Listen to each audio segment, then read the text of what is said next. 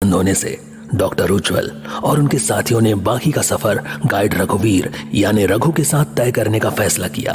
हालांकि रघु का बताया हुआ रास्ता जरा टेढ़ा था और उन तीनों में से किसी ने भी उस रास्ते के बारे में कभी नहीं सुना था, पर फिर भी रघुवीर पर भरोसा करके डॉक्टर उज्जवल और उनके साथी उसके साथ झामर के जंगलों से होकर गुजरने को राजी हो गए।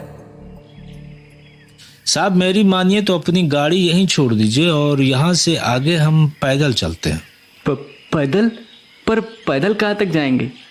एक गाड़ी में इतना सामान है, इतना सामान लेके कब तक पैदल चलेंगे?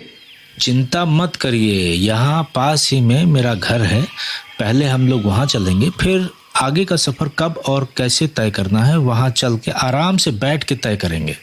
ऐसे भी उस शेर से मुलाकात करने के बाद मुझे लगता है कि आप लोगों को थोड़े आराम की जरूरत है। ठीक है राम सिंह, सामान ले लो। रघु सही कह रहा है, गाड़ी यहीं छोड़ देना सही रहेगा। जी मालिक। काका, ये आदमी थोड़ा अजीब नहीं है? पता नहीं इस पर भरोसा करना सही रहेगा भी या नहीं। बात तो तुम सही कह रहे हो अविनाश बाबू, पर तुम चिंता नहीं करो, हम है ना। और इस ससुरा का ही कर लेगा। अरे तुम जानत नहीं हो का, हम अपने गांव में बहुते पहलवानी किए हैं। एक धोबी पछाड़ देंगे और इस ससुरा फड़ से गिरेगा, चारों खाने चित। ओफो काका, आप और आपकी डींगे। चलिए अब। अरे तुमका ये सब मजाक लगता है? अभी तुमने हमारी पहलवानी देखे कहाँ हो? दिखाएंगे कभी अखाड़े में। वैसे रघु, तुम यहाँ कब से रह रहे? साहब वैसे तो मेरा परिवार यहीं राजस्थान में एक छोटे से गांव बीजापुर से है, पर हमारे घर के मर्द शुरू से ही काम करने के लिए घर से बाहर ही रहे हैं। बस मैं भी वही कर रहा हूँ। अब मेरे पिताजी, ताऊजी और उनके पिताजी सारे गाइड थे, अब वो तो रहे नहीं, एक मैं ही हूँ अब उनके जूते भरने वाला। और आपकी शादी नहीं हुई? नहीं बाबू साहब, ब्याह तो नहीं हुआ है हमारा। तो यहाँ तुम अकेले रहते हो? जी साहब, फिलहाल तो अकेले ही रहता हूँ। अरे भाई, हमका ही बताई दो कि अभी और कितना दूर चले के परी। हमरा तो दम निकल जाएगा अब।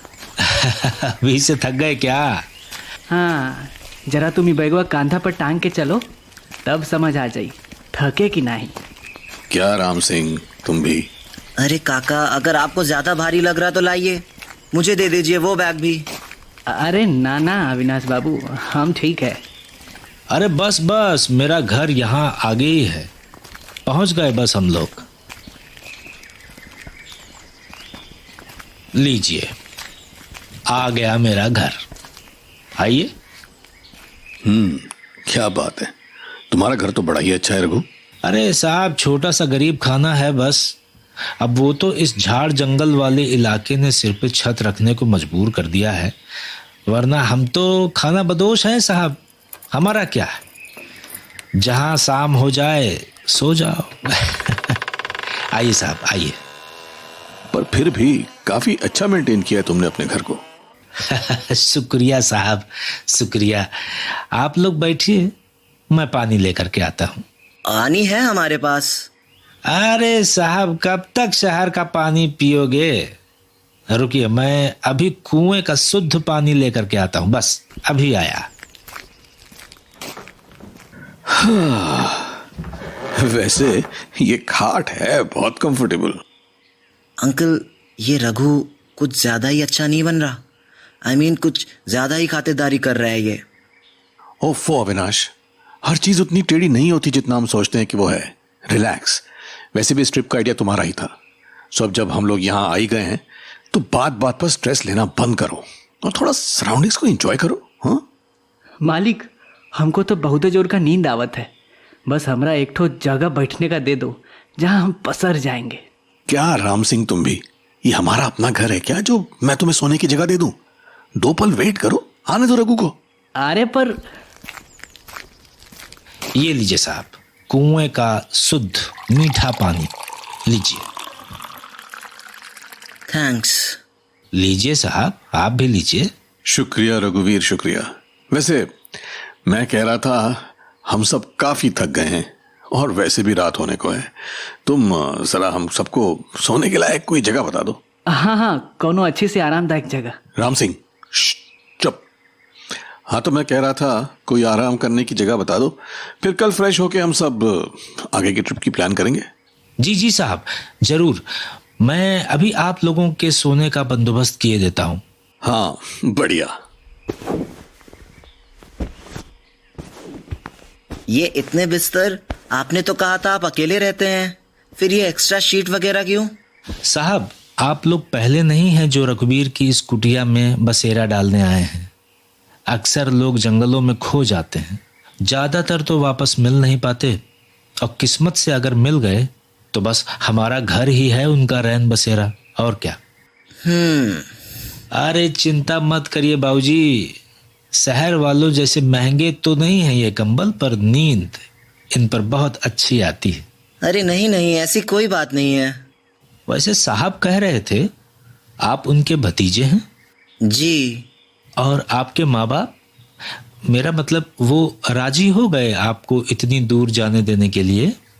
दरअसल वो अब इस दुनिया में नहीं है। मेरे अंकल ही मेरे सब कुछ हैं। ओहो, माफ करना। कोई बात नहीं, इट्स ओके। इसका मतलब बहुत करीब हैं आप अपने अंकल के। जी बिल्कुल, इनफैक्ट मेरे बिना तो उनका गुजारा ही नहीं होता। बढ़िया है, बढ़िया है। वैसे रघुवीर? रघु बोलिए, छोटा नाम आसान होता है। वैसे भी हम कोई राजा महाराजा तो है नहीं जो इज्जत के साथ पूरा नाम लेंगे आप। ओके रघु, तुम्हारा काम तो बड़ा एक्साइटिंग होता होगा। मतलब लोगों को टूर्स देना, ट्रेकिंग करवाना, काफी रोमांच भरा रहता होगा। अरे काहे का रोमांच बाबूजी, यूं समझिए पेट की खातिर कर रहे हैं बस, वरना किसे शौक है इस खूंखार जंगल में बार बार जाने का। मतलब आपको भी जंगली जानवरों से डर लगता है? बाबूजी, जानवरों से क्या डरना, वो भी उस ऊपर वाले की ही रचना है, और हमारी तरह बेचारे वो भी अपना पेट पालने को मजबूर हैं। उनसे कैसा डर। जानवर तो तभी हमला करता है जब या तो वो भूखा हो या उसे छेड़ा जाए। तो फिर जानवरों के अलावा क्या खूंखार है इस जंगल में? बाबूजी, झामर के जंगल में सबसे सुरक्षित चीज जानवर ही है।